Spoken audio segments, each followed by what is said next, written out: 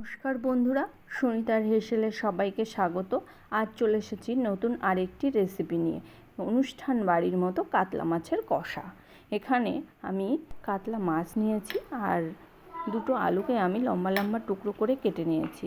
মাছগুলোতে আমি লবণ হলুদ মাখিয়ে 5 মিনিট রেখে দেব। এদিকে আমি একটি মশলা তৈরি করে নেব। তার জন্য আমি একটু আদা নিয়েছি, 3টে কাঁচা লঙ্কা আর 1 চামচ জিরে, একটা ছোট টমেটো, 1 চামচ চালমগজ আর 1 চামচ সর্ষে আর হাফ চামচ পোস্ত। আমি এটাকে একটা মিহি পেস্ট তৈরি করে নেব। এদিকে আমি কড়াই বসিয়ে দিয়েছি। কড়াইটা যখন ধোয়া ওটা গরম হয়ে যাবে, ওর ভেতরে পরিমাণ মতো তেল দিয়ে আমি মাছগুলোকে লাল লাল করে ভাজা করে নেব। মাছগুলো আমার লাল লাল করে ভেজে নেওয়া হয়ে গেছে। এবার আমি মাছগুলোকে তুলে নেব।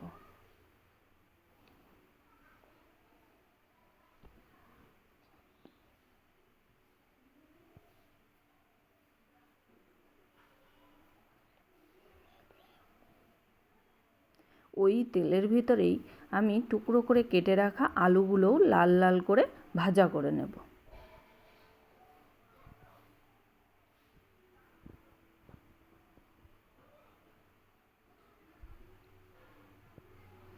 আলুগুলোও আমার লাল লাল করে ভেজে নেওয়া হয়ে গেছে।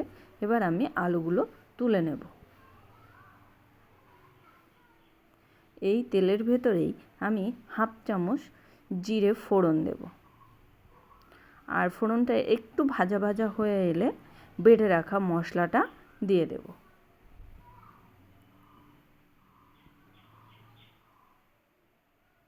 একটু নাড়াচাড়া করে নিয়ে এর ভেতরেই আমি স্বাদ মতো লবণ, পরিমাণ মতো হলুদ, লঙ্কার গুঁড়ো দিয়ে ভালো করে কষিয়ে নেব।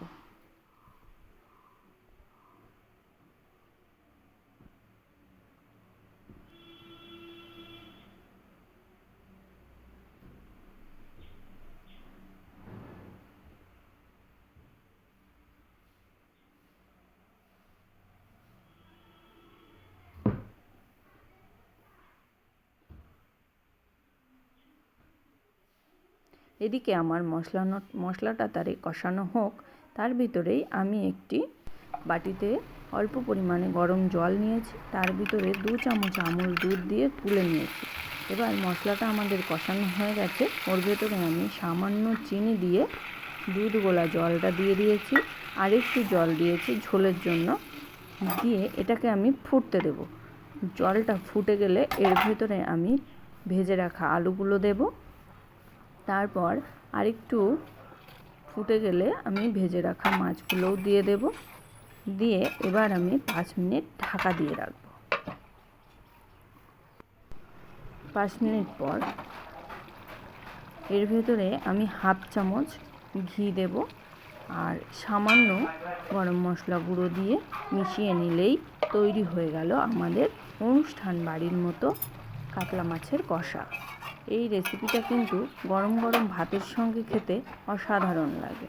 আমার এই রেসিপিটা কেমন লাগলো অবশ্যই জানাবেন। যদি ভালো লেগে থাকে সাবস্ক্রাইব করে পাশে থাকবেন। আজকের মতো এই পর্যন্তই। আবার দেখা হবে নতুন কোনো রেসিপি নিয়ে। ভালো থাকবেন, সুস্থ থাকবেন। ধন্যবাদ।